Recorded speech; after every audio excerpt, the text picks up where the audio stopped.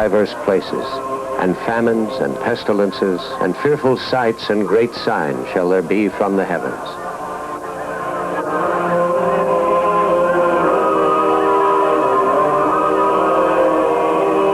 John the mystic in the book of Revelations saw before man a great battle on the field of Armageddon, where the forces of good and evil would meet in a final confrontation.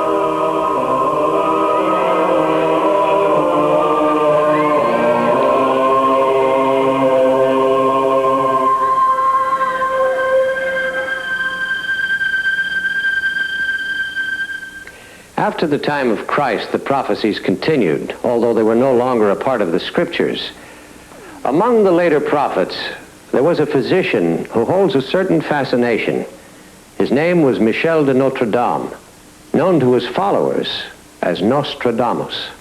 In the mid-16th century, he predicted a horrible war in the Occident draws near. Fugitives, aerial warfare above the bayonets, sportive ravens neighboring the conflict, when Mercury and Jupiter are in France.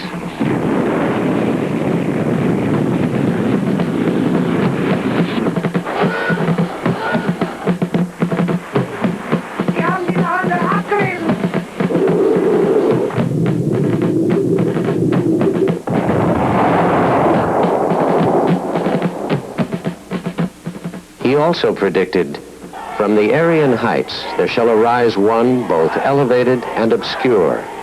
His evil will affect the country when the child of Germany observes no law.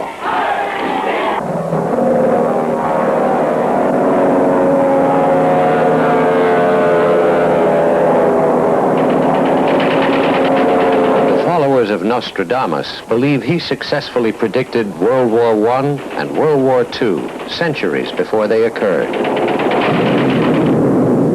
They also believe Nostradamus fixed a doomsday date for the late 20th century, the year 1999. If the predictions of the early prophets and philosophers on the end of the world are correct, how will it happen? Will man destroy himself in war or defoliate the planet, asphyxiating himself? Will he turn the oceans into cesspools, the skies into gas chambers? Or will man just drive himself mad with the ever-increasing complexity of his society?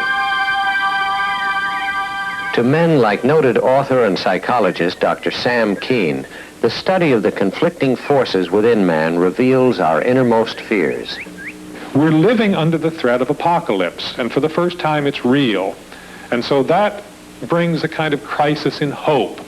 How can we hope in a future when over our head is hanging the possibility of nuclear destruction or of ecological destruction or of the decline of the families and of the networks which hold life and make it tangible and rich and worth living? And so it would seem we do have ample reason to fear the end of our world. We fear for the communities in which we live. We fear for our friends and for our families. And we fear our children will inherit a world balanced on the edge of disaster as precariously as a circus performer on a tightrope.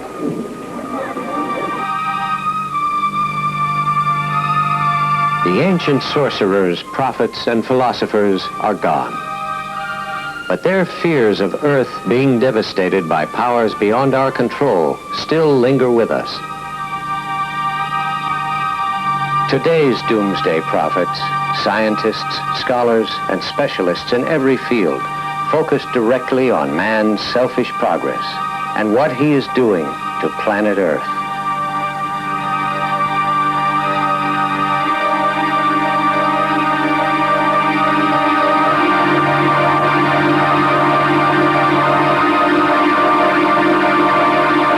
The ecological balance that makes life on this planet possible is very fragile, very delicate. If we continue to assault it with ruthless technology, we run the risk of causing irreparable damage. And then we will know what all the predictions of the past may have been trying to tell us.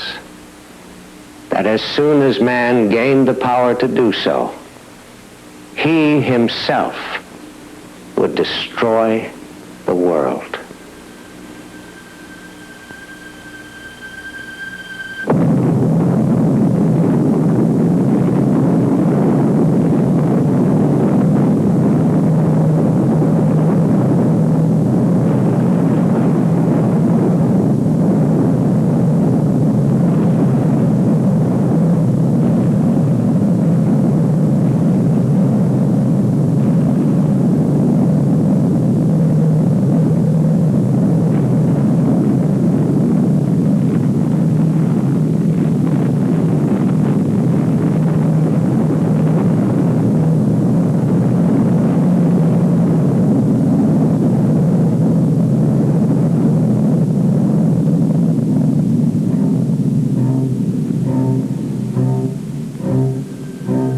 And the Doomsday countdown continues. At Jim Lynch Cadillac, we absolutely refuse to be knowingly undersold. We're LA's newest and one of the nation's largest Cadillac dealers. Where else can you buy a Fleetwood Brougham for only $20,506 or a Coupe de Ville for only $18,319? Jim Lynch Cadillac has Eldorados at a savings of $7,047. You have my word, these are the lowest prices, because no other dealer has ever dared to match us. That's Jim Lynch Cadillac, where we will never knowingly be undersold, on La Brea, just north of Manchester, near LAX. Hey, what have you been waiting for? Call the Hip Party line. You'll be able to talk with several exciting people all at once. The Hip Party line, 976-6966. The Hip Party line is non-stop action, 24 hours a day. You can talk, make new friends, just listen in, exchange phone numbers. It's all up to you. So what are you waiting for? Call right now. The Hip Party line. The Hip Party line, 976-6966. Say, Jack, is there a 9?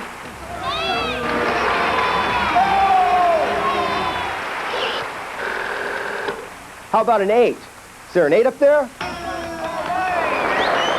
Another 9, maybe?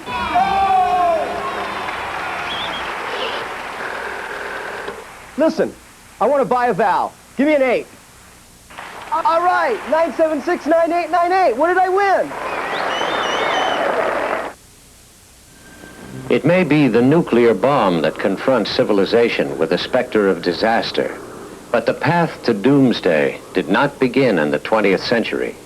It started thousands of years ago, when primitive cavemen first battled over food and territory. When the Romans conquered the then known world, chariots and catapults were the tools of destruction. In the 5th century, Rome fell to barbarian hordes, and Europe sank into the Dark Ages. In the 12th century, the Western world was divided into feudal groupings. Battles were frequent but small. The church dominated all thought.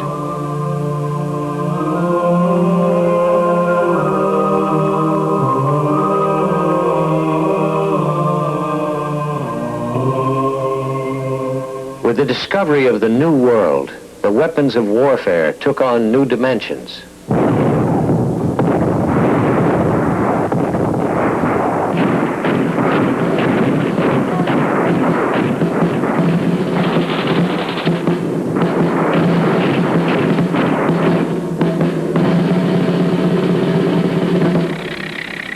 With the development of the airplane, the menacing technology of warfare advanced.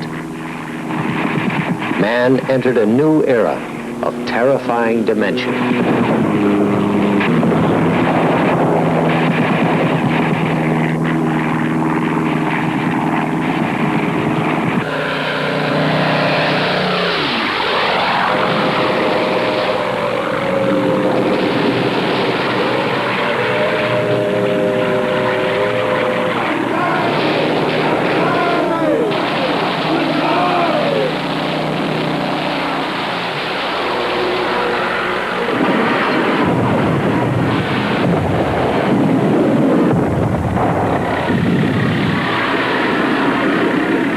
Summer of 1945, one of the most awesome armadas in all history converged on Japan.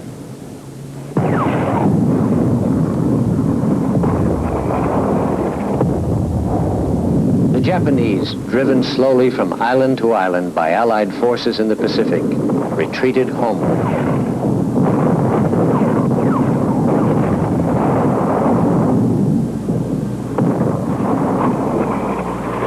It was estimated that a total victory over the Japanese could not be accomplished by conventional warfare without an effort lasting several years and with a heavy loss of human life. The dropping of 2 atomic bombs on Hiroshima and Nagasaki changed the ways of conventional warfare and brought us a step closer to Doomsday. So awed were the rulers of Japan by the devastating effect of these weapons that they immediately opened negotiations for surrender. But as Dr. Daniel Ellsberg explains, the start on this path to Doomsday did not begin in August 1945. That was but a step of transition. The transition really started when we accepted the philosophy developed long before Hitler of strategic bombing, that the true targets in wartime were targets for air forces, and those targets were cities. Children, old people, civilians in cities. By destroying them, you destroyed the morale, you destroyed the willingness to fight of the other country. The British were first to implement that policy over Cologne. We joined them in Dresden and Tokyo and elsewhere. No more were armies the primary target of our air forces, but civilians, cities. That removed one of the constraints that civilization had built up, that was shielding us from a human-induced doomsday.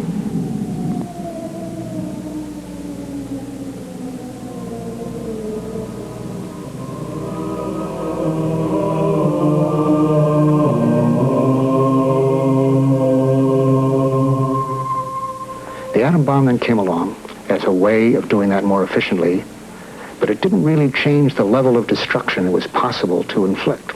Just you could do it faster and cheaper. The atom bomb was just the door to a bomb 1,000 times more powerful, the H-bomb, which didn't come really till the mid-50s. With that and the phenomenon of fallout produced by the H-bomb, you targeted not cities anymore, but regions, countries. In fact, you couldn't target much less if you explode those bombs on the ground.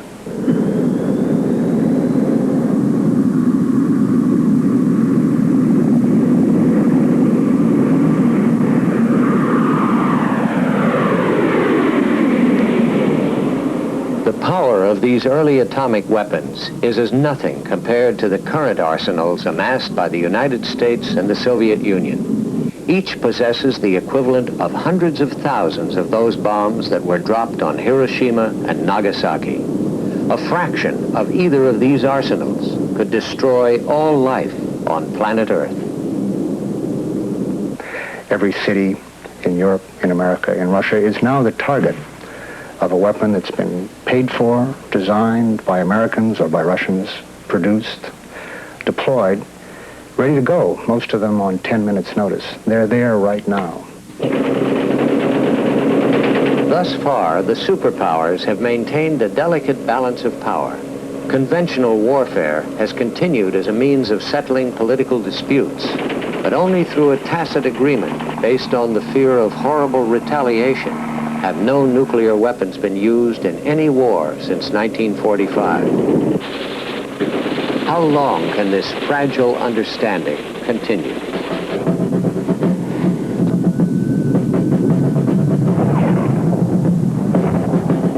Civilization is playing a deadly game. Each and every political crisis becomes a round of Russian roulette where the players imperil the fate of the entire world.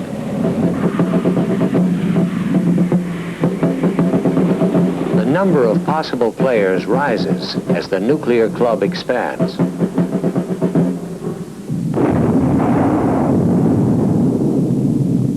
At the end of World War II, the United States was the only country with atomic weapons.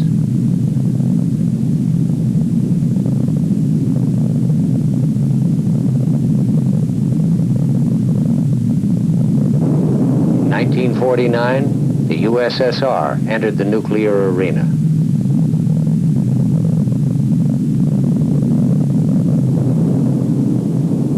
To be followed by Great Britain in 1952.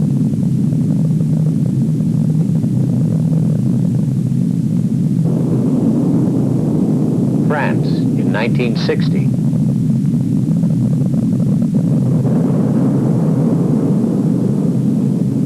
And Communist China in 1964.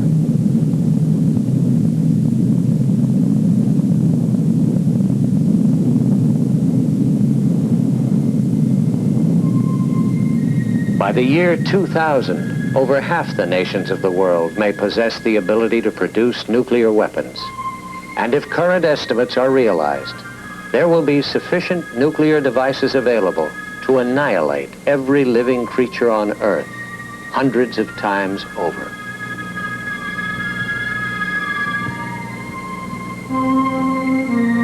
Imagine a terrorist organization or a lone assassin aiming not a rifle at a nation's leader, but a nuclear weapon targeted for a capital city.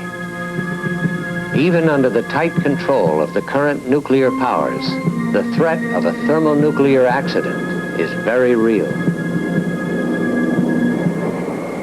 1961, a 24-megaton bomb was dropped near Goldsboro, North Carolina, by a B-52 that crashed. That's 24 million tons of TNT equivalent. We dropped 2 million tons in all of World War II. This was 12 World War IIs in one bomb. Had it gone off, we would have lost North Carolina. In other words, our Harrisburgs, our 3 Mile Islands, in connection with nuclear weapons, have already occurred. And the Doomsday countdown continues.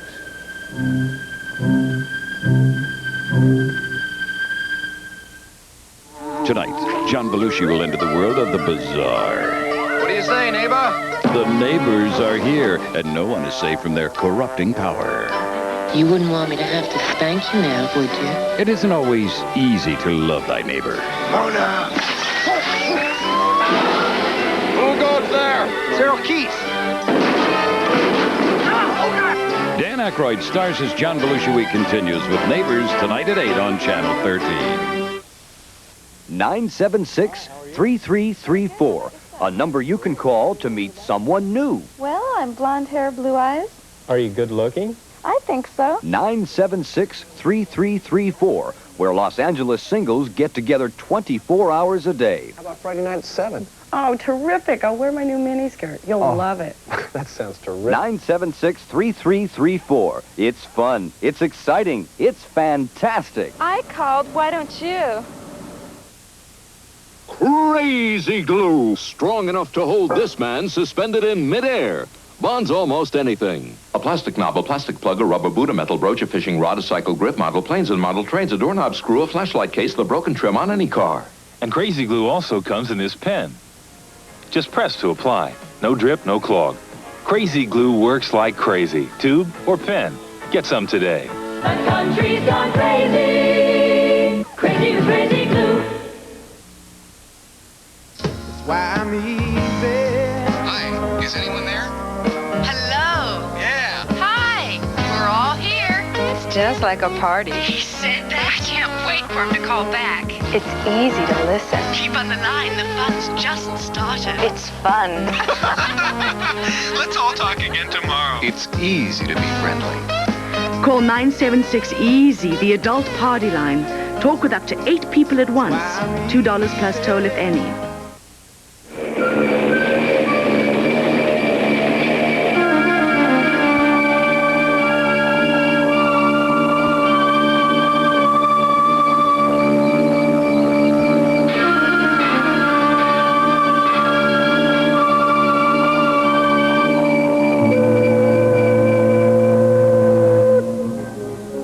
The Industrial Revolution marked a significant change in the way man lived. Power-driven machinery replaced hand labor. Factories sprang up across the world. Roads and tracks cut ruthlessly across natural landscapes.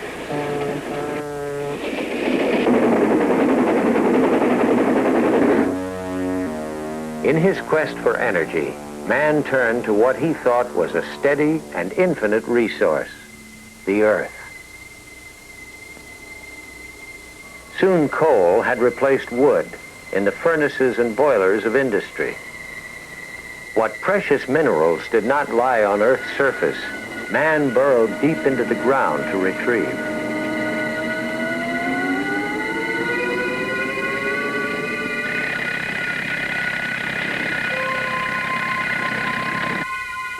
The demand for more energy sources escalated. The age of petroleum dawned in 1859 with the first commercially successful oil well near Titusville, Pennsylvania. Today, 200-foot steel giants replace the 40-foot tall wooden derricks of 100 years ago, reaching ever deeper under the Earth's surface in our frantic search for oil.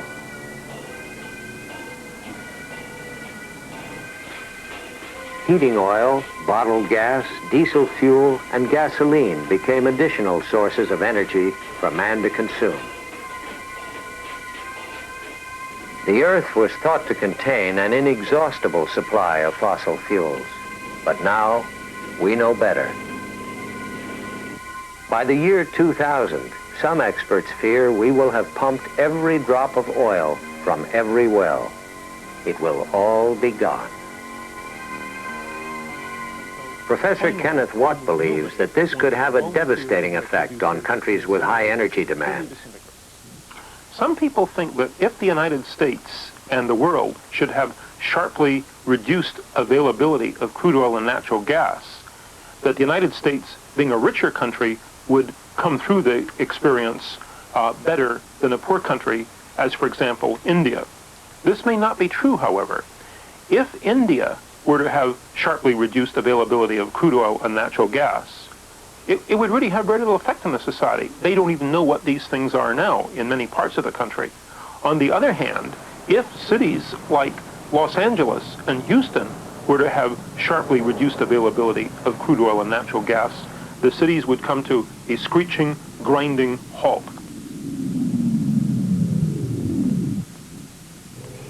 As man continues to produce more and more fuel-consuming machines, he not only is depleting precious finite resources, but is also affecting the very air that sustains life. At one time, man thought the atmosphere to be virtually indestructible, self-replenishing, and immense. But now we know. Like the Earth itself, the atmosphere is an important part of the overall system, which collectively supports all living things. Yet man's technology is slowly destroying this vital element of life. Warnings of the possible consequences have already occurred. In the late 1940s in Donora, Pennsylvania, a thick smog caused 6,000 illnesses and 20 deaths. In the early 1950s, smog-aggravated disease rose significantly in many of America's large cities. In the 1960s, the air of cities once known for their healthful climates suffered serious deterioration. By the 1970s, during heavy smog days, schools restricted student activities. Elderly persons and people with respiratory problems were warned to stay indoors. And in particular, drivers were instructed to curtail unnecessary trips, for automobile exhaust is one of the principal causes of air pollution. Air pollutants are of particular concern to men like Joseph Bidwell, Vice President, General Motors Corporation. Principal air pollutants that are produced by automobiles are hydrocarbons, carbon monoxide, and oxides of nitrogen. Hydrocarbons are really unburned fuel that's gotten through the engine without being combusted. The carbon monoxide is also the result of partial combustion, and its principal effect is diluent in the lungs, so the blood can't pick up quite as much oxygen.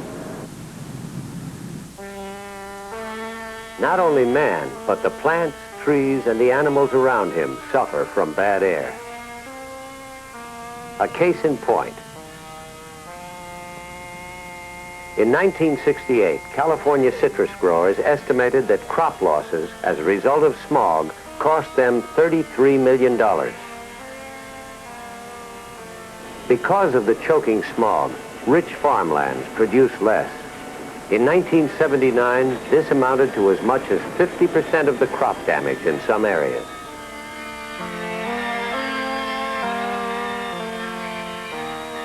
Crops are not the only plant life attacked by smog. The once abundant forests surrounding cities with major air pollution problems have also been adversely affected. The trees take 10 years to die from smog. People take longer. The atmosphere not only provides the precious air we breathe, but also retains the right amount of warmth we need to survive. As the glass of a greenhouse retains and collects heat beneath it, the atmosphere collects and retains heat around the Earth. Since carbon dioxide increases temperature, the more carbon dioxide there is in the atmosphere, the stronger the greenhouse effect. The burning of oil, coal, wood, and gas creates more carbon dioxide.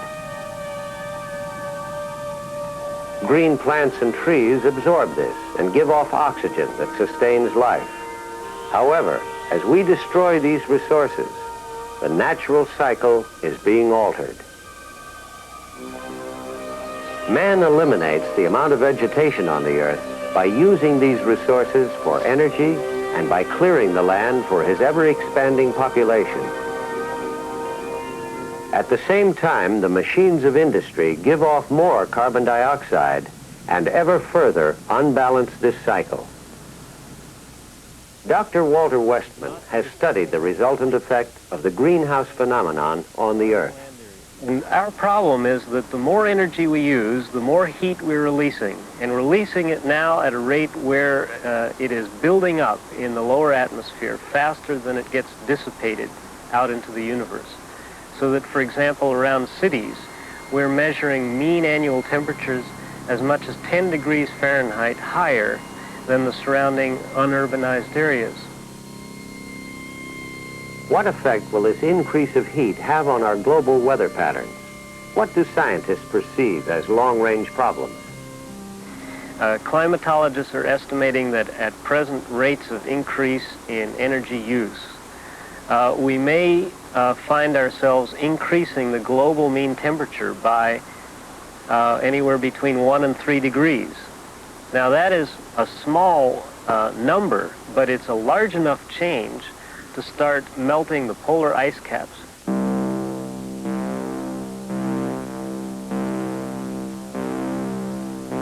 If the polar ice caps do melt, ocean levels all over the world would rise several hundred feet with disastrous results.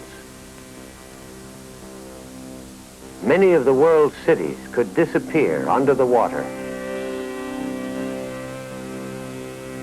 As well as the rising waters, weather patterns throughout the world would change dramatically. This could transform normally rich and fertile farmland into deserts, thus adversely affecting the world's food production. Millions of people would starve. Hey, you want some fun? Then call the California Party Line at 976-4848. It's just $2 plus any toll. Come on, add some action to your life. Where'd all these people come from? You dial the California Party Line. You never know who you talk to. It's fun. That's how we met. So if I dialed 976-4848, I can talk to a bunch of people at once? That's right. All you need is a telephone. Hi. Intermission, the show that asks, how much do you really know about the silver screen? This intermission brought to you by Caladril. This 1960 French film depicted a love affair in Japan set against the recent horror of nuclear holocaust. What's the title of this movie? On our 10-point scale, this question has a difficulty rating of 9. Hemorrhoids. They hurt, burn, and swell. And more doctors recommend Anusol to relieve the hurting than all other hemorrhoid medicines combined. Anusol is the word to remember for relief. Poison ivy, insect bites. You can count on Caladril for relief. In fact, Caladril can help stop almost any itch, as long as you can reach it. Of all leading brands, only Caladril contains Benadryl, the most recommended topical antihistamine for itch. Hiroshima Mon Amour was a sensitive study of a romance between a French actress and a Japanese architect. So, where are you? I'm at home. Why don't you talk to Jeff? Hey, this is Jeff. Where's the party? It's at my house, so why don't you come over? So, where are you? Boy, do we have a party going! Right on your phone! Just call 976-0707. Only $2 a call for up to 3 minutes. Call 976-0707 now and join the party. The atmosphere also contains another essential element, one that protects all life on Earth, ozone. This element forms a protective shield some 20 miles above the Earth's surface. It serves as a sunscreen, filtering out most of the harmful ultraviolet radiation known as UVB. Too much UVB penetrating to the Earth's surface will endanger plant, animal, and human life. Dr. Daniel Dick of SRI International has studied problems associated with ozone depletion. Now, there are certain damages that we expect to be associated with that UVB increase. Probably the most notorious would be an increase in skin cancers. And there are several types. There's a melanoma and a non-melanoma. Melanoma tends to be a very bad actor and is fatal in perhaps 40 to 50% of the cases. The largest cause of skin cancer is overexposure to sunlight. As we damage the ozone layer, the sun's ultraviolet radiation will reach the Earth in increasingly harmful amounts. A rise in skin cancer will be inevitable. The ozone exists in a very narrow shield around the Earth, and man-made chemicals are slowly eating away this protective layer. These products include fluorocarbon propellants in aerosol sprays and freon gas from air conditioners and refrigeration equipment. At the present rate of production of these chemicals, the ozone layer could be depleted by as much as 16% by the year 2000. Dr. Sherwood Rowland was one of the first scientists to discover the effects of man's chemicals on the ozone layer and the resultant increase in ultraviolet radiation. The increased penetration of sunburn ultraviolet to the surface of the Earth would, of course, have an effect on human beings. But then there are all of the other biological species that are present at the surface of the Earth as well. And these species have grown up under the same protective ozone layer that we have. It would be quite surprising if they aren't sensitive to changes in the amount of sunburn ultraviolet. And that means that we have to worry about the question of whether or not an increase in that ultraviolet might affect crops, it might affect plankton, it might affect any biological species that exists at the surface of the Earth. When you begin to get changes in food production, this can have significant global effects. And the problem is that the plant biologists simply don't know precisely at what level of ozone depletion some of these things might become significant. The Industrial Revolution launched man on an exciting voyage. But the destination of that voyage now seems fraught with danger. In a terrifyingly short space of time, we have depleted our atmosphere, disrupted natural food chains, and raped the Earth of its resources. It seems we may not be destined for utopia, but perhaps oblivion. That date of 1999, given by Nostradamus, looms menacingly nearer. And the Doomsday countdown continues.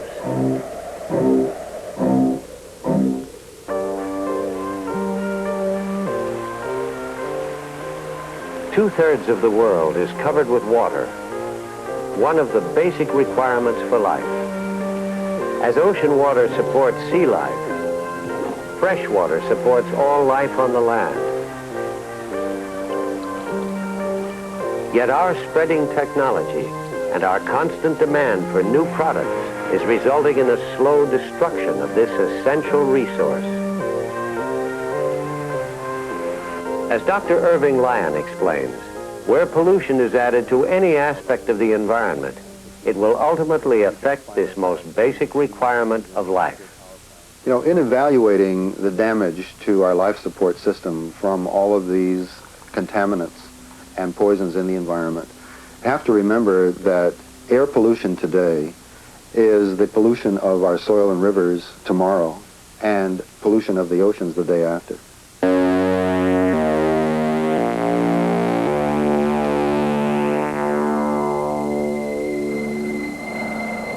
One example of these hazardous contaminants is DDT, which was used as a pesticide to eliminate crop-damaging insects.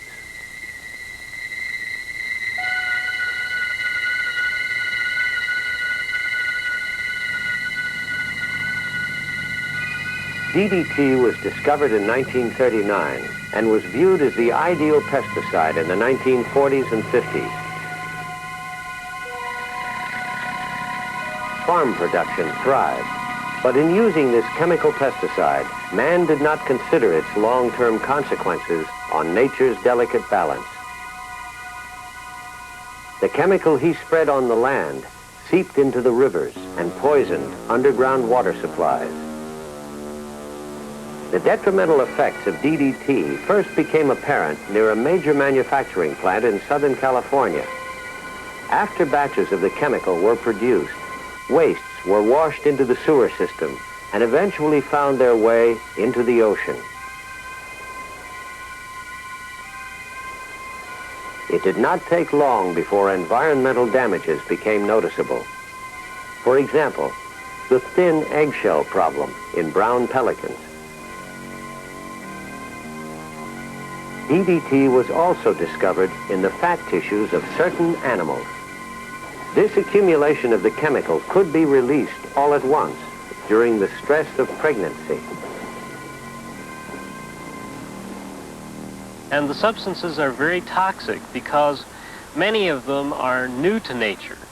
We have invented them in our chemical laboratories, and the natural processes that break down nature's chemicals are not there in the same quantities to break down these strange new chemicals. And so they build up in our food chains, and they can get concentrated in animals that eat plants which had the poisons in them. So that the amount, for example, of DDT found in mother's milk is much larger than the amount of that same substance that you'll find in the air or water.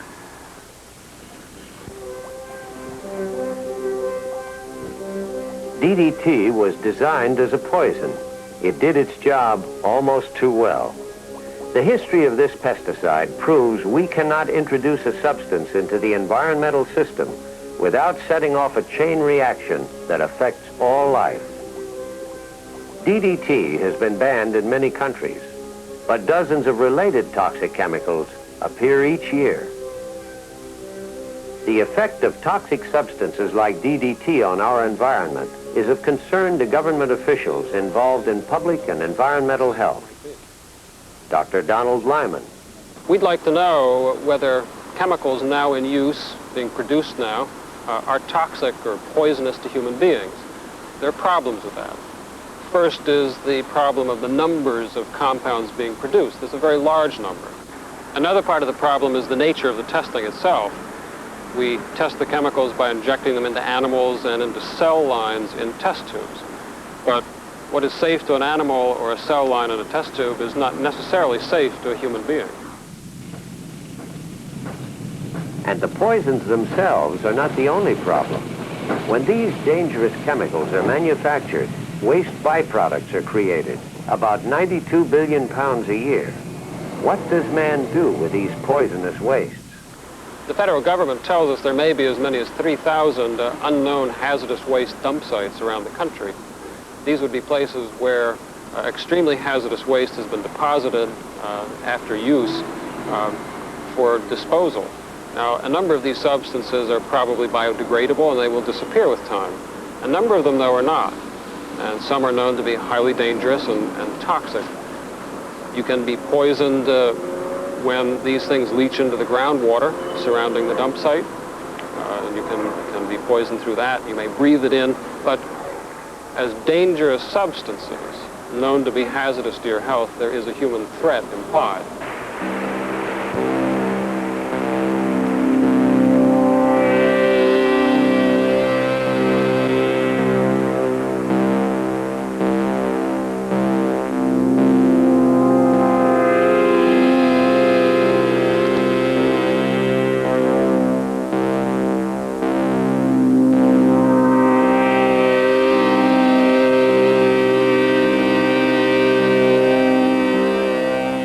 Considers all the toxic materials and poisons that we're pouring out into our environment, our life support system, it's not hard to imagine that we're going to come to a day fairly soon when one will take a glass of water or try to take a breath of air and think to oneself, can I really do this because I know that I'm going to be poisoning myself? And yet, what choice would we have? And the Doomsday countdown continues.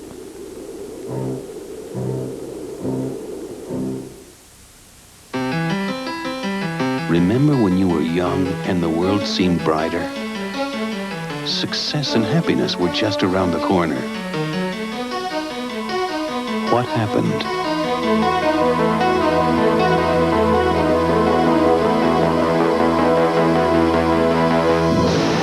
Dianetics by L. Ron Hubbard. A fresh look at today's problems. Get your copy now at B. Dalton Booksellers.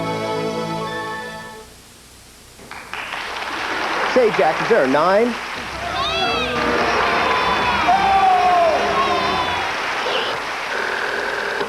How about an 8? Is there an 8 up there? Another 9, maybe?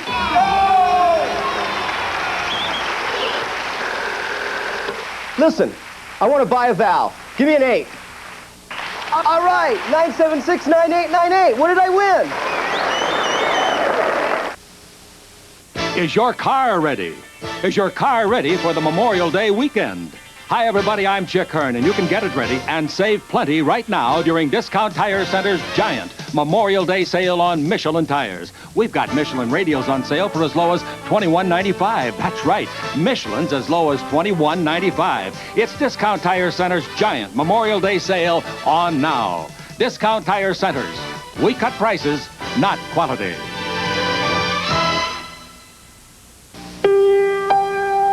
Arthritis is painful, and it doesn't always wait for you to grow old.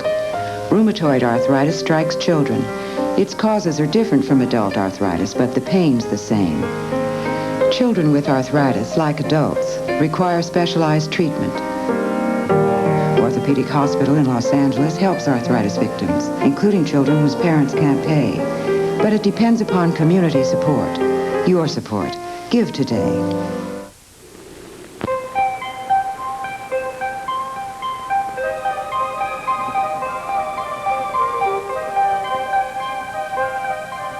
As our lives became increasingly industrialized, we needed more and more energy to power our society.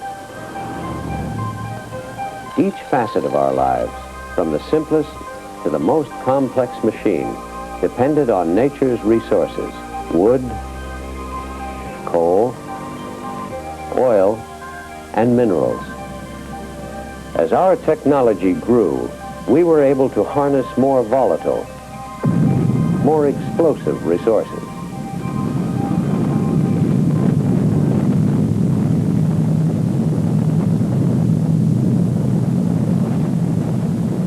In 1955, nuclear energy was used for the first time to produce commercial electricity.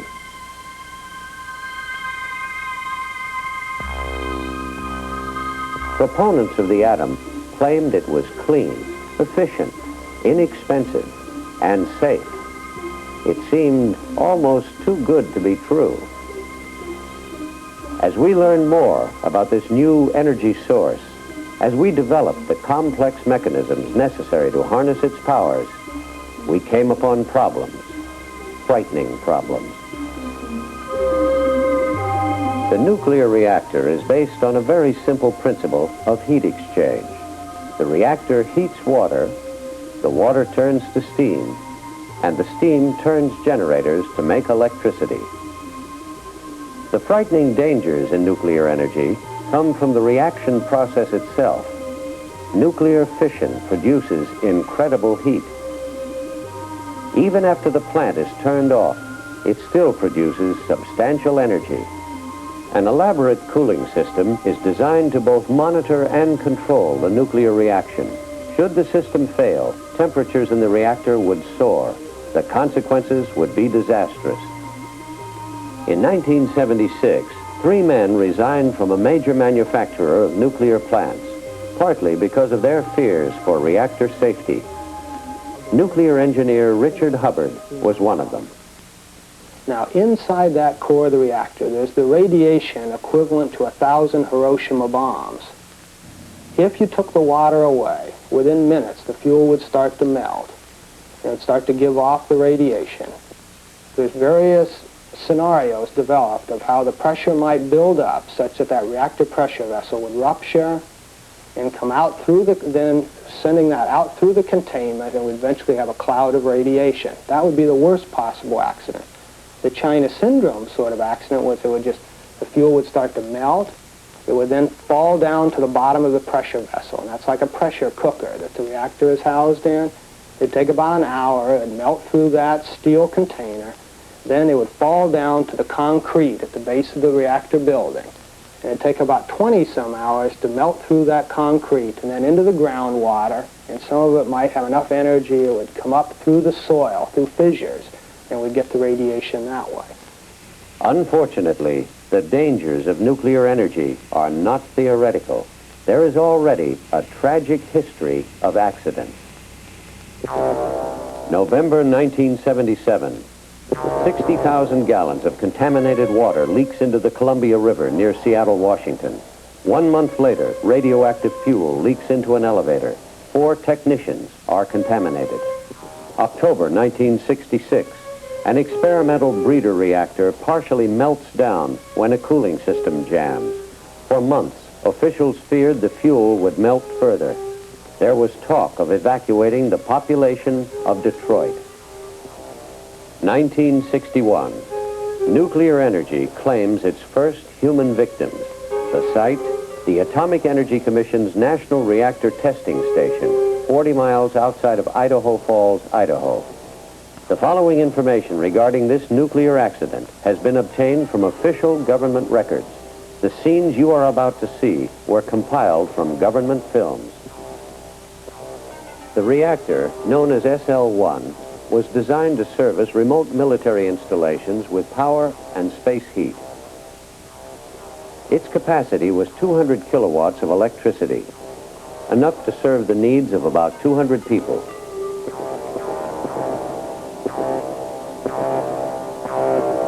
The time is 9:01 p.m., January 3rd, 1961.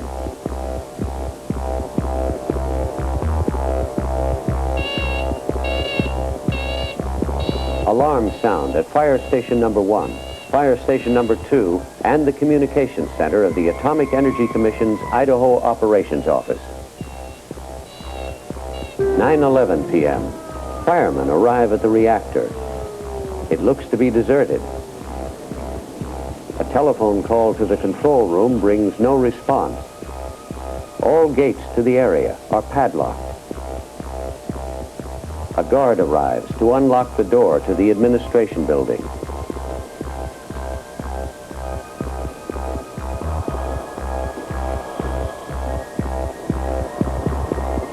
There is still no evidence of personnel, fire, or smoke. Radiation, however, is detected. 9:20 p.m. The assistant fire chief notifies the operating contractor. It is confirmed that 3 personnel are on duty somewhere in the reactor building. 9:36 p.m. 2 health physicists arrive. A 2-man team makes an effort to locate the 3 missing men.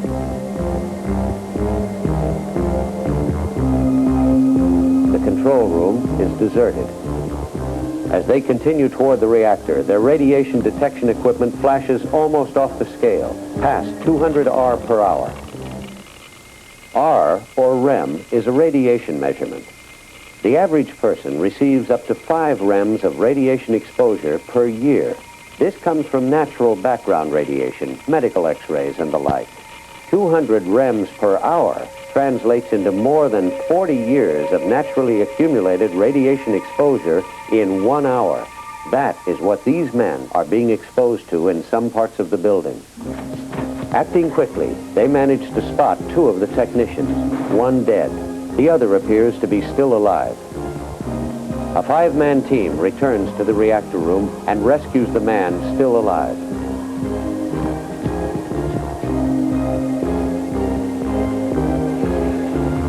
(11:14 p.m.) An AEC doctor pronounces the man dead.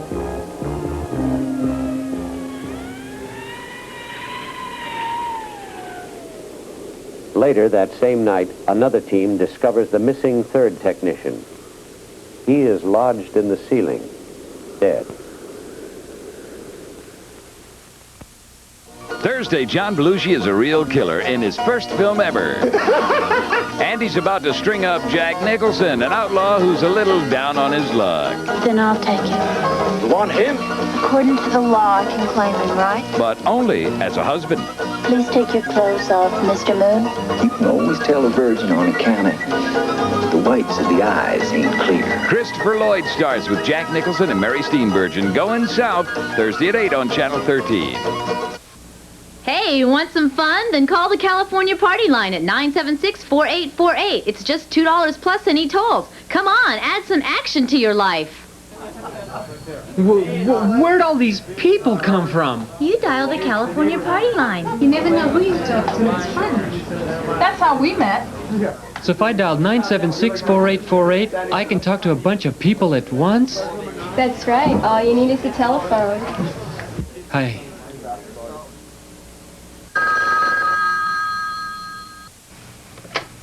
Hello? Oh, hi, Mom. Oh, no. John, it's Mom and Dad. They've been in a car accident. Are you and Dad okay?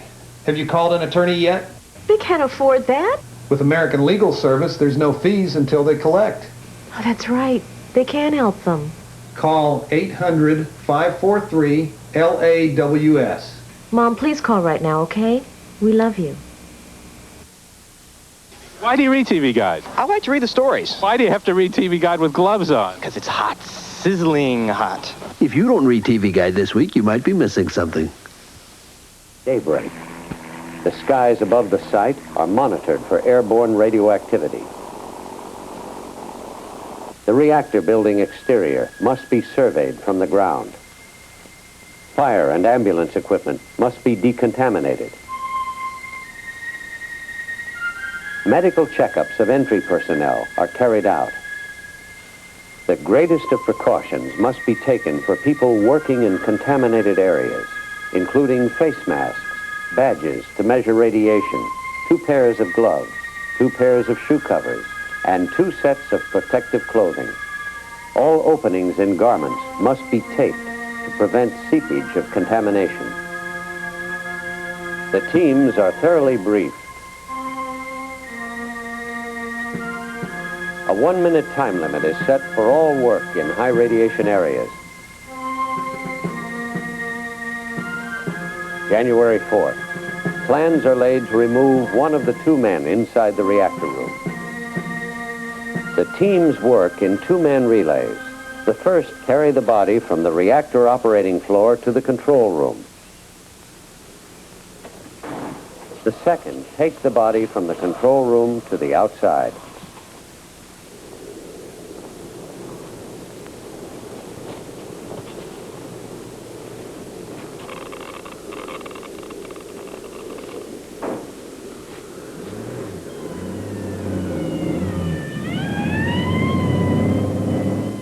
January 5th. It is approximately 36 hours after the accident. Direct radiation checkpoints covering the entire SL1 site are surveyed every 2 hours.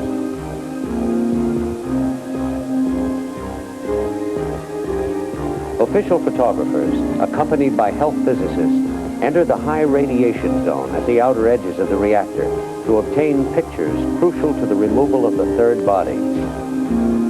Working in radiation fields of 500 rems per hour, equivalent to 100 years of naturally accumulated radiation, each photographer is limited to only 30 seconds of picture taking. Using these photos, preparations are made for the recovery of the third victim. The body cannot be removed by direct methods. It is situated where radiation levels are at their most intense, directly above the reactor. It is decided to improvise a long mechanical arm that can reach the freight doors at the second-story level of the reactor building to retrieve the body.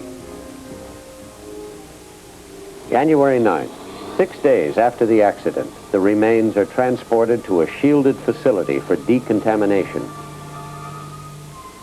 Comprehensive medical studies conclude that 2 of the men were killed instantly. The third died of multiple injuries, all received at the time of the accident. The burial caskets are lined with lead sheeting to permit shipment. Early calculations show that the total energy released in the accident was equivalent to between 2 and 10 pounds of TNT.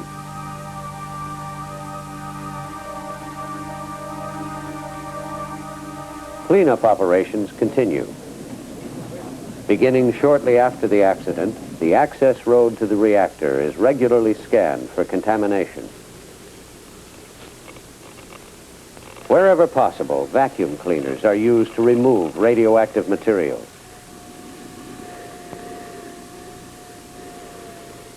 Radiological crews identify the hot spots. In some instances, the radiation is leached into the soil with water hoses. In stubborn cases, it is necessary to seal the road surface with resin or neoprene sprays to prevent the spread of contamination. Repeated surveys and samplings of animal life, milk, vegetation, air, water, and soil in the surrounding county reveal very little contamination.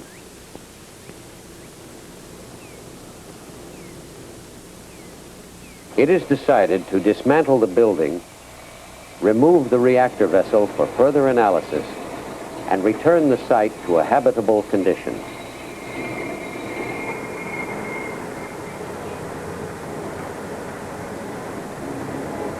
A study confirms the desirability of opening a burial ground specifically for the SL-1 reactor debris. 81,000 cubic feet of space are required. The operating cabs of the transporting vehicles are enclosed in lead to protect the drivers from exposure to radiation.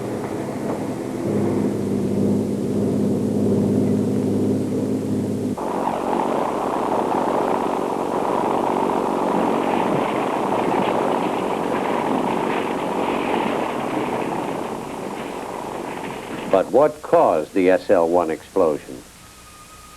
Where did the error occur? The reactor core was transported in a shielded cask over public roads to a nearby analysis lab, where extensive testing was performed.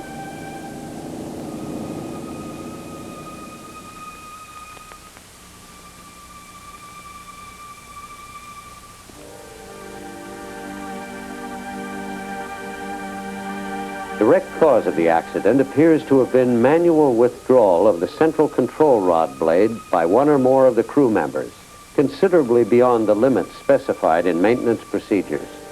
This action increased the temperature, rapidly producing steam in the surrounding water.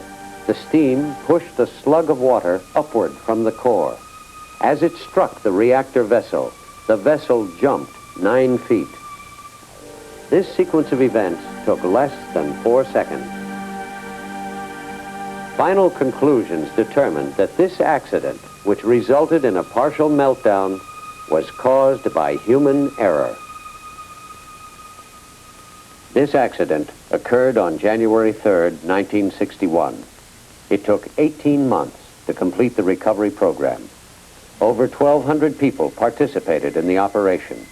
790 of these worked in radiation fields at the SL-1 reactor site. The overall recovery program cost $2.5 million. Losses in capital equipment totaled another $1.5 million. Though the SL-1 was a small reactor, the number of people required for cleanup and the costs involved were substantial.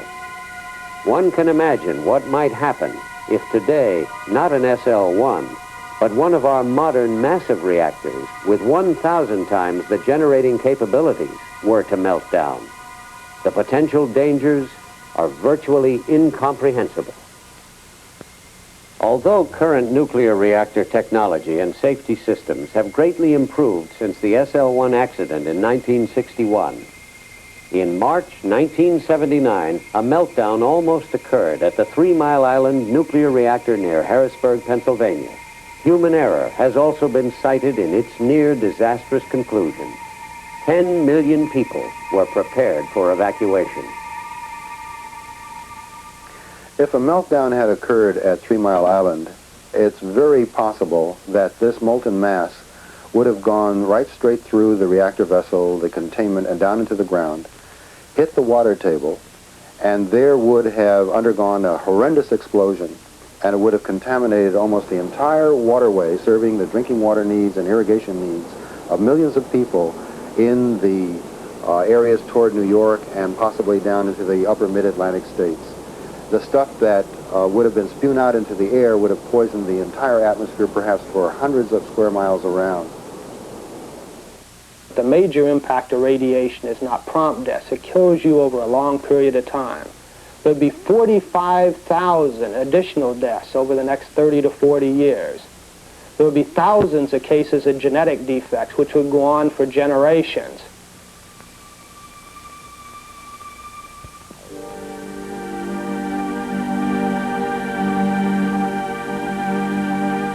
A nuclear plant meltdown would truly be catastrophic.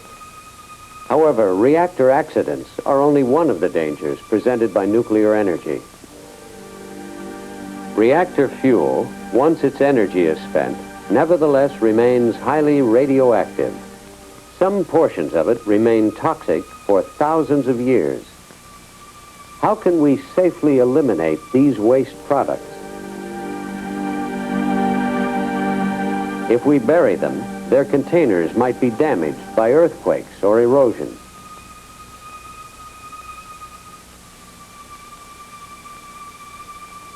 If we drop them into the sea, how can we be certain that the containers will remain intact for the thousands of years necessary for total safety? If we shoot them into space, anything can happen.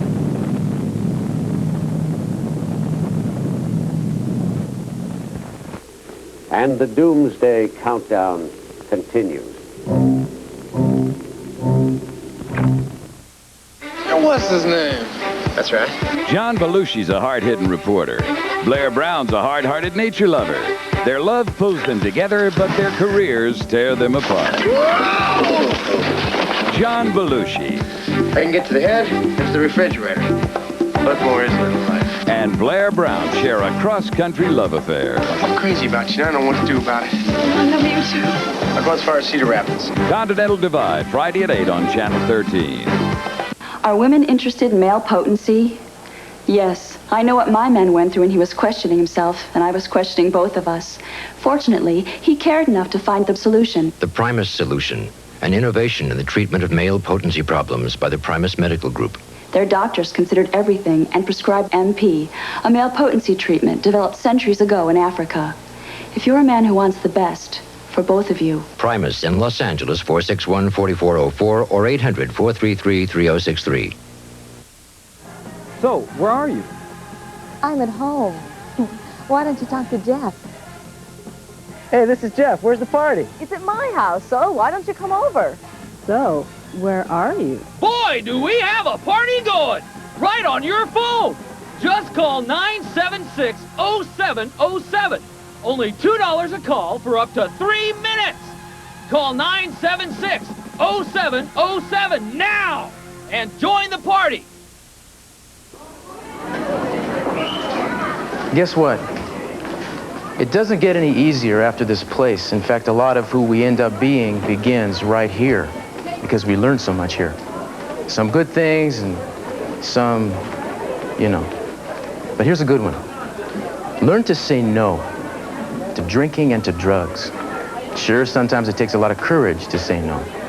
But if you want to make it, you got to learn it. 2,000 years ago, 250 million people lived on planet Earth. 1,000 years later, the total had only reached 275 million.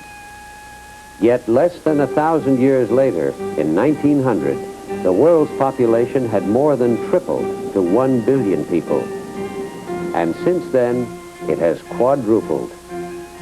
All 4 billion of us live on a very tiny world, and we're rapidly filling it up. We're doubling our population currently every 35 years. But in many countries of the world, especially Latin America and many African countries, the population doubles every 20 years, which means that just to maintain their present level of poverty, those people must double their schools and roads and homes and factories in just 20 years.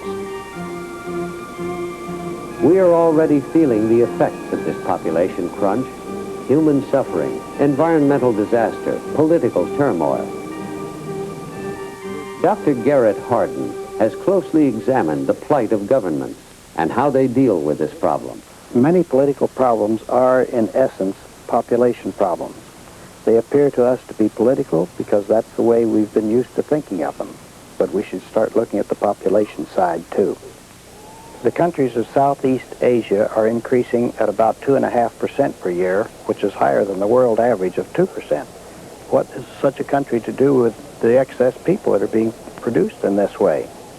The group that is in power politically tries to solve its general population problem by selectively getting rid of the people it doesn't like. In Vietnam, that means that they're trying to get rid of the Chinese, about 1.5 million of them. And when these people get out, they get in boats and try to land in Hong Kong or Singapore or the Philippines or some other place, but these places are also crowded. We now double our population every 35 years. At this rate, in just a few centuries, there will be only 1 square yard of land for each one of us. All over the world, rapid population growth has altered the way people live by encouraging a tremendous expansion in technology. However, progress, as we call it, has its price, often hidden. Even as doctors labor in the most technologically advanced hospital facilities, researchers discover connections between our fast-paced technological lifestyles and diseases such as cancer. To ease and please the lives of more and more of us, we have produced over 2 million artificial chemical compounds. And yet, only 6,000 of these have in fact been tested to see if they cause cancer. Fully 1/3 of them do. For example, chromates, used in paints for school buses and road striping, have been linked to lung cancer. Vinyl chlorides, used in plastics, have been linked to cancer of the liver.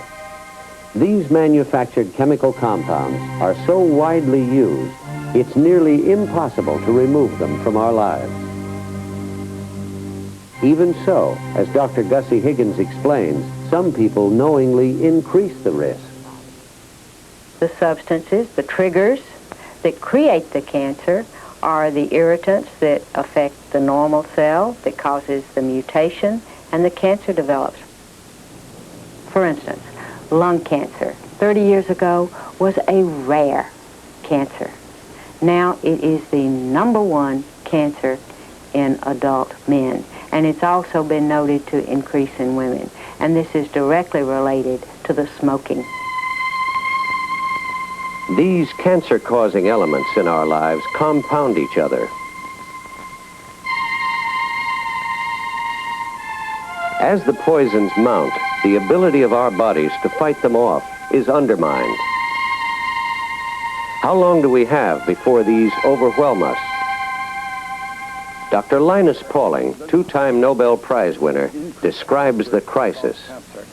We know that many cancers are caused by the pollution of our environment, by chemicals by the use of high-energy radiation unnecessarily.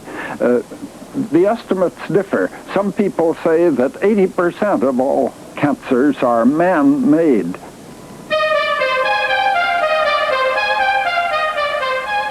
We are in a time of crisis.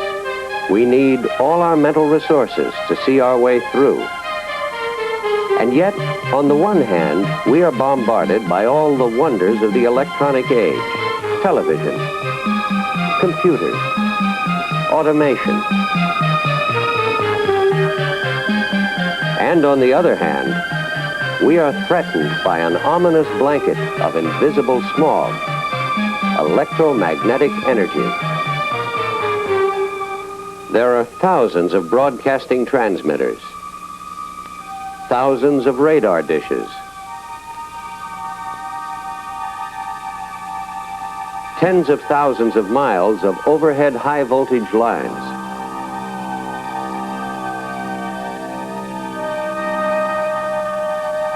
Millions of microwave ovens, tens of millions of CB radios, millions of electronic devices for industry, all permeating the environment around us.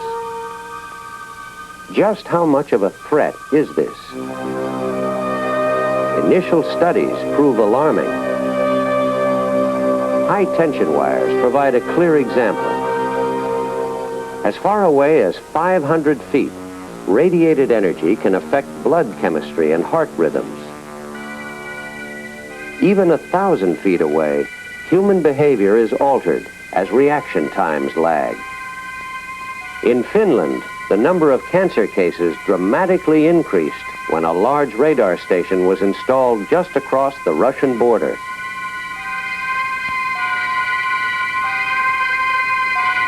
Laboratory experiments on animals by Soviet scientists have shown that electronic radiation affects almost every bodily system.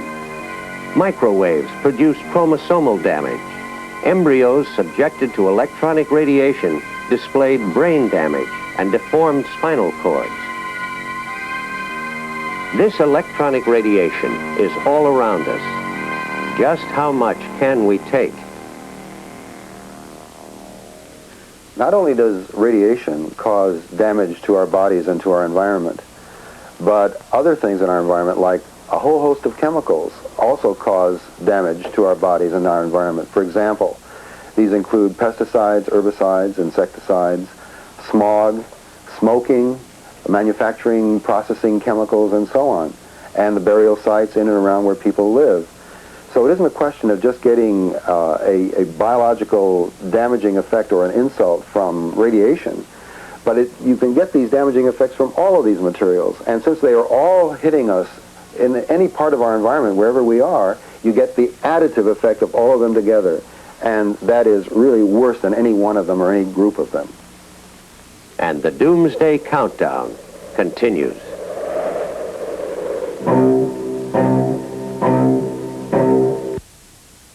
For your entertainment, your personal Swami tells all. For only $2 plus any tolls billed to your touch telephone.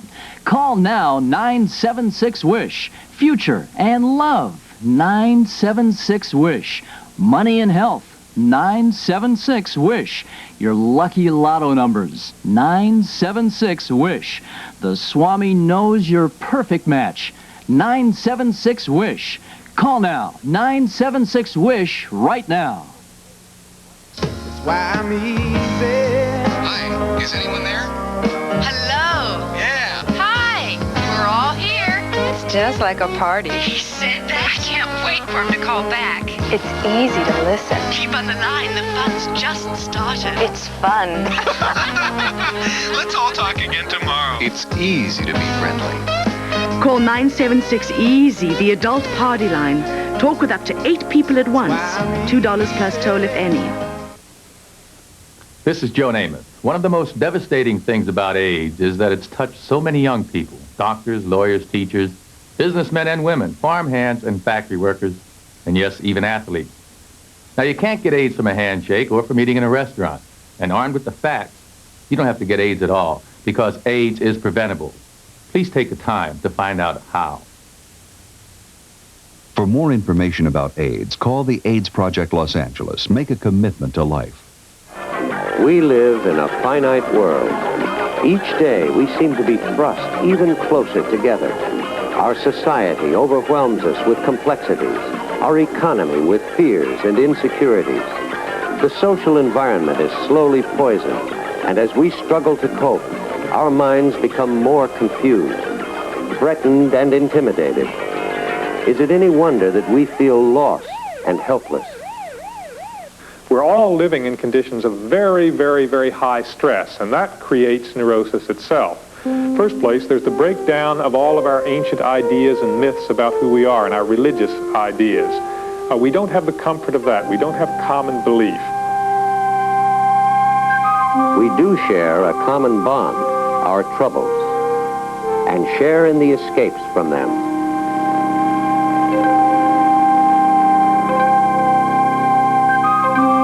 However, our ultimate goal still remains the good life.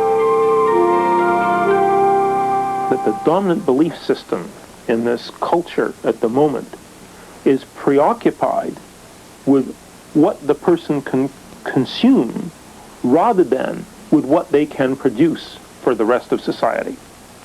I find this situation most worrisome. A sign in the past when civilizations have been about to disintegrate was that almost everybody was concerned with what they could consume rather than with what they could produce. This urge toward consumption and toward getting more and more and more is also a psychological stress of considerable importance. Dr. Roderick Gorney, psychiatrist, is a specialist in psychosocial behavior. Because it means that the person is constantly testing himself against his score of last year. Did his income go up? Did he have more? Did he eat more? Did he use more? Is he richer? Is he ahead of everybody else on the block? The emphasis on winning and on besting other people constitutes a serious stress for many people because that's how they live every day, every week, every year. And of course, in that way, if you measure your worthwhileness as a person, there is no end point at which you finally feel satisfied. We seem locked in a bitter struggle to give meaning and significance to our lives. We turn against ourselves. We turn against our neighbors. All too often, we find ourselves instead caught in a depressing loneliness. So many of the depressed people in our society are in some sense prophetic. Their depression is telling us something very valuable about the world, that we have to live in ways that are more affectionate and more loving and more bonded, or we will destroy ourselves.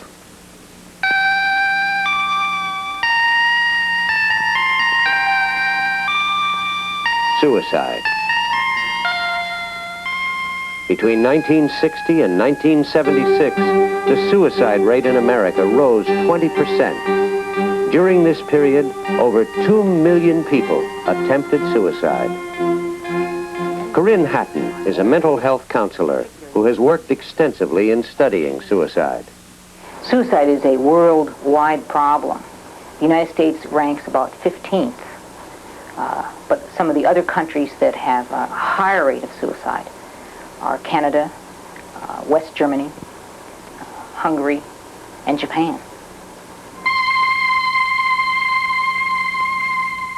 We have seen an increase in suicide among the young between the ages of 15 to 25 in the last 10 years.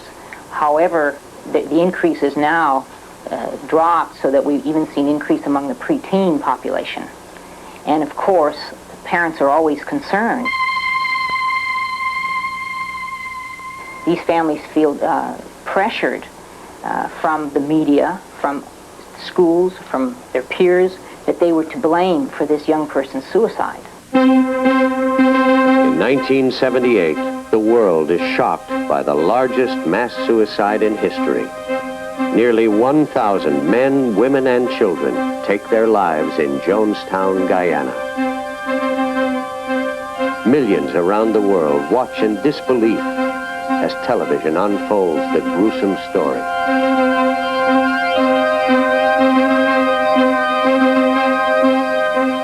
In some ways, the strange thing about the whole suicide at Jonestown was people's reaction that they didn't understand how such a thing could possibly happen. Because if you look at it, you find out that every nation, in essence, asks its citizens to be willing to commit suicide and or to commit murder in the name of security and in the name of loyalty to that nation.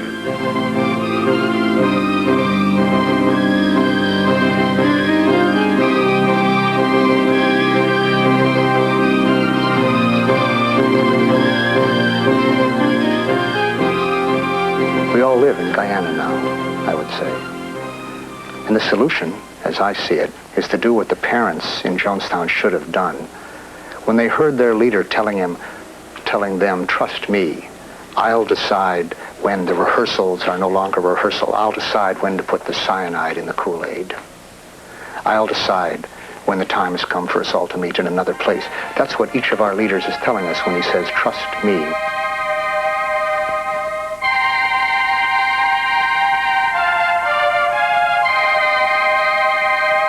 The time has come to say what those parents should have said. This is crazy. Not with our children. Not with our lives.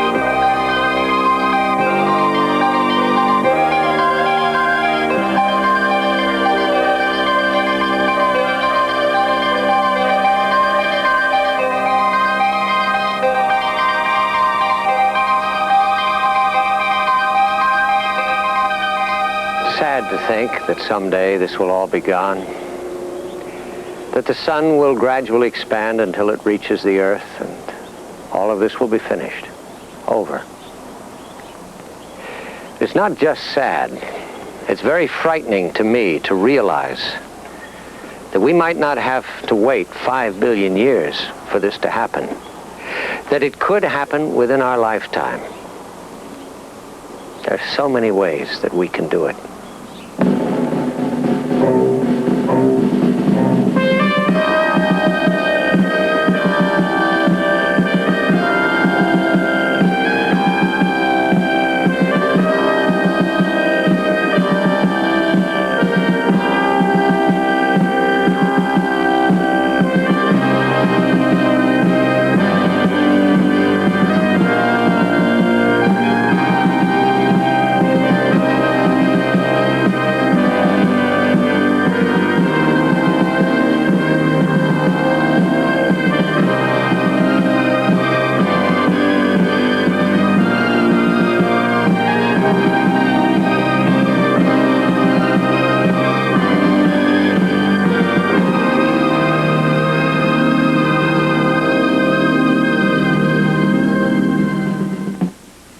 It is frightening.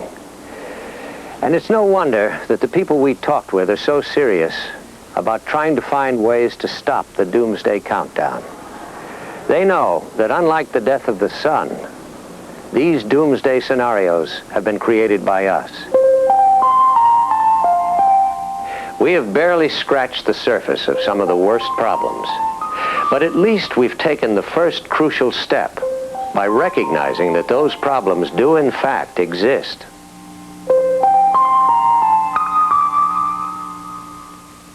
We don't have as much of an energy crisis in this country as we have a gluttony crisis. You know, we often see the statistics. We have 6% of the world's population. We use 33% of the world's energy. Now, I think back to when I was a boy.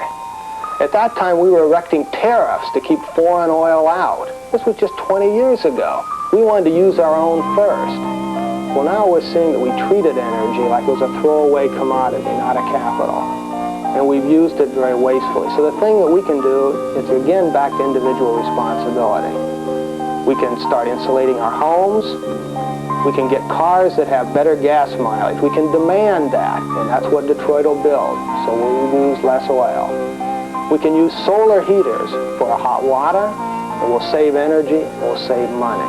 There's plenty of materials, and there's plenty of food, and there's plenty of water if we take individual responsibility. And that means we can't wait for the government to tell us, and we can't wait for science to solve the problem.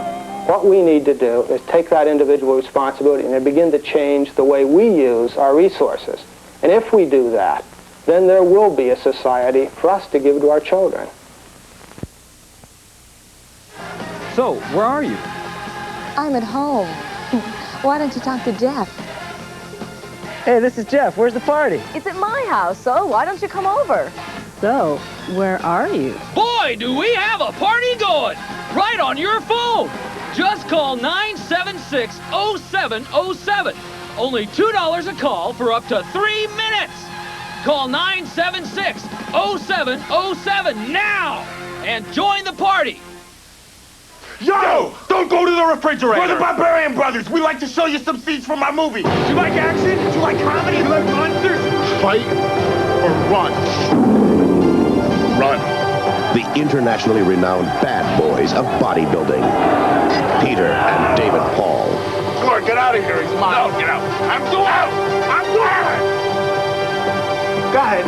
The Barbarians. Feel the power. Rated R. Barbarians starts Friday at a theater near you. Carrying around an extra 100 pounds isn't easy. Many overweight people suffer from high blood pressure, heart problems, and diabetes. Luckily, a lot of those people are calling Light Life, a weight reduction procedure that has worked for thousands. So if you're carrying around extra weight, drop it by calling Light Life. I did, and I lost 140 pounds for good. If you're at least 100 pounds overweight, call 1-800-LIGHT-LIFE. 90,000 science and technology books, 43,000 volumes of literature and fiction, over 5 million patents, thousands of out-of-print novels, over 2 miles of periodicals, literature in 29 different languages, history, astronomy, physics. The 400,000 burn victims at the Central Library need your help. To donate, call 486. Our industrialized society has brought us many obvious benefits, but the problems associated with this industrialization are also very serious. Some of the most complex have to do with the introduction of elements which are highly toxic into the environment, elements which enter the water systems, enter our food chains, and eventually can cause serious health problems. In the last 10 years, we have been addressing this problem. We have a hazardous waste program that is working. We have been addressing the problems. It takes a long time, but it's beginning to work. Low DDT was banned a few years ago. We continue to use large amounts of related pesticides that are equally toxic. But if we take this as a challenge to our own ingenuity, for each of us to look around and decide what is it that we can do to walk more lightly on our environment, then we may have the seeds of some new and maybe even better approach to solving our environmental problems. If the human race is going to survive, as I believe, then we have to see to it that there are not so many people on Earth that they can't be well-fed and well-clothed and well-housed and have the opportunities for education and for recreation, for leading a good life. As far as the future is concerned, there's only one solution to this problem. We've got to stabilize the whole situation and then take a very close look at everything that we're doing, evaluating them carefully and analytically, seeing what things that we can phase out and do without and do so, and see what things we have to keep and improve and do that. And that, to me, is the only way we're going to get out of this box that we're in. We can wake up from this bad dream. We can invest our monies and our resources in recreating our communities in making our land fertile again, in waging peace rather than in waging war, in creating a whole generation that will live by appropriate technologies and live modestly and simply, and find that indeed that a slower and more modest way of living is a much more pleasurable way of living. In fact, all the people we talked with were optimistic. Each of them expects the problems he described to be solved. Each of them is ready to help however and whenever he can. The rest is up to us.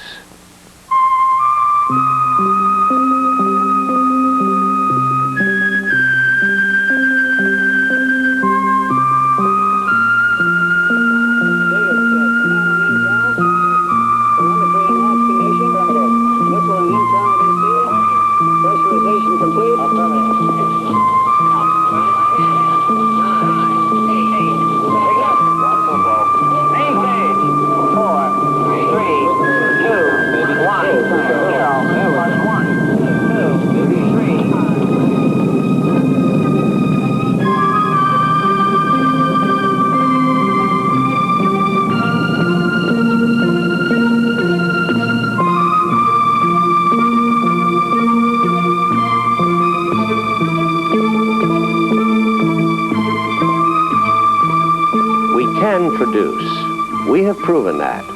It is our very power to create that has gotten us into trouble. But we still have time to make a choice. We are at the end of something, yes, but we are also at the exciting beginning of something as well. Maybe man is ready now to explore a different and more responsible way of life. Man has already reached for the stars.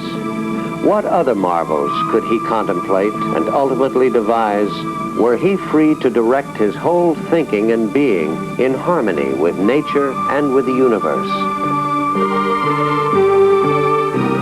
Nature offers freedom, beauty, abundance, and peace. Are these what lie ahead for us?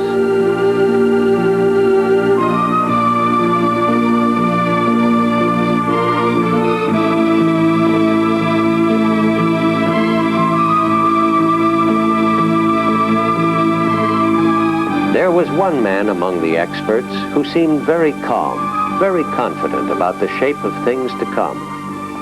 Astronaut David Scott is not really different from you or me, but he has seen things that we have not. He was given the opportunity to see our planet in a new way, a way we all must see it if we are to survive. Well, I believe all of us who have had the opportunity to look at the Earth from space and see this fragile blue ball suspended in the blackness of the universe and the only color out there, realize that this is the only place that mankind really has a home. And therefore we believe, and I think most of the people on the Earth believe, that we have to take care of that resource in order to sustain it, in order to be able to live on it in the future.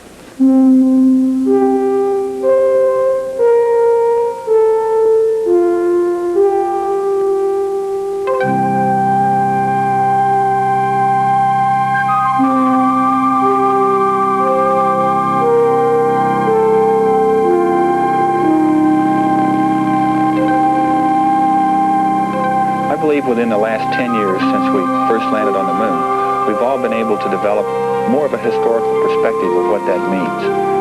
And I think, again, we've learned that we can transcend the limit. We can go beyond what seemed to be impossible 10 years ago. And we can apply that thinking and philosophy to what goes on in the Earth. And I think the future of the Earth is very bright. There are many, many opportunities. There are many barriers that we can break down now. And I think when you look back 100 years from now or 200 years from now, the historical perspective will be that that's a period when we really had a dawn, when things began to awaken, when people became aware of their surroundings and their Earth and their resources and their environment. And then that stimulant enabled them to progress on to where I think our society and civilization in 100 or 200 years will be much more productive, enjoyable, longer living, and happy than it is even today.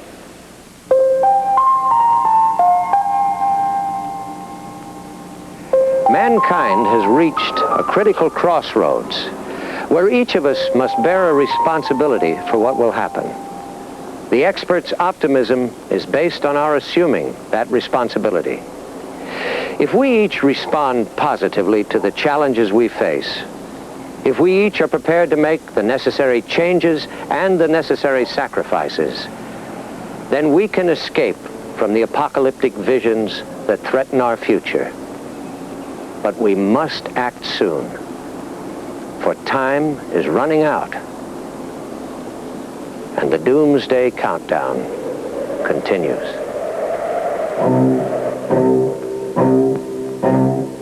Very definitely an optimist. There's going to always be tomorrow. Changes of attitudes, changes in people's heads. Think a little bit more about each other, and I don't think Doomsday will ever arrive. The threat of Doomsday is always the prelude to a new opportunity. This is the way the universe has of renewing itself.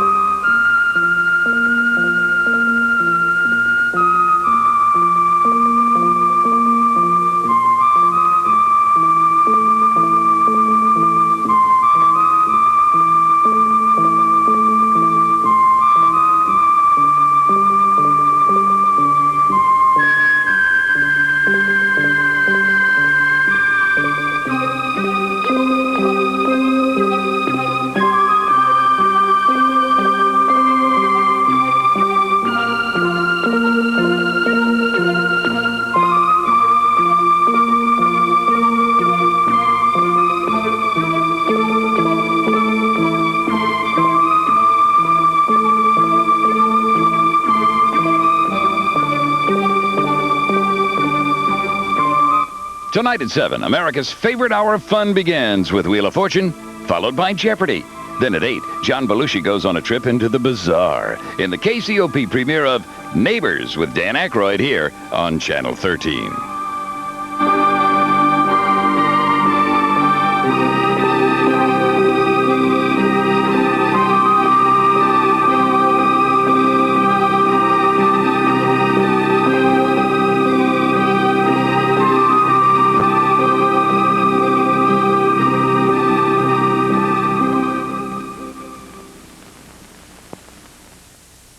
She's good with animals. She's great with kids. I can't breathe. And she's sensational with the boss. But she's at her very best when she's cooking up comedy and letting all Nell break loose on Gimme a Break. Another helping of jackass cheese? She's doing a lot more than keeping house. She's cleaning up the laughs on Gimme a Break. Weeknights at 6 on Channel 13. Change brown eyes to blue, green, or aqua with Durasoft for only $179 total. Includes lenses, exam, follow-ups, and care kit. Permalens, Permaflex, and Bausch & Lomb Sleep-In Soft Contacts are only $79 total. Medical Group for Eyes. Call 1-800-237-6235 or 213-278-1744. With locations in Los Angeles, Sherman Oaks, Long Beach, Anaheim, Hawthorne, Santa Ana, and San Gabriel. That's Medical Group for Eyes. Hey, you want some fun? Then call the California Party Line at 976-4848. It's just $2 plus any tolls. Come on, add some action to your life. Where'd all these people come from? You dial the California Party Line. You never know who you talk to. It's fun. That's how we met. So if I dialed 976-4848, I can talk to a bunch of people at once? That's right. All you need is the telephone. Hi. Change brown eyes to blue, green, or aqua with Durasoft for only $179 total. Includes lenses, exam, follow-ups, and care kit. Permalens, What do you say, neighbor? Dan Aykroyd and John Belushi star. They're very strange people. They're Neighbors tonight at 8 on Channel 13.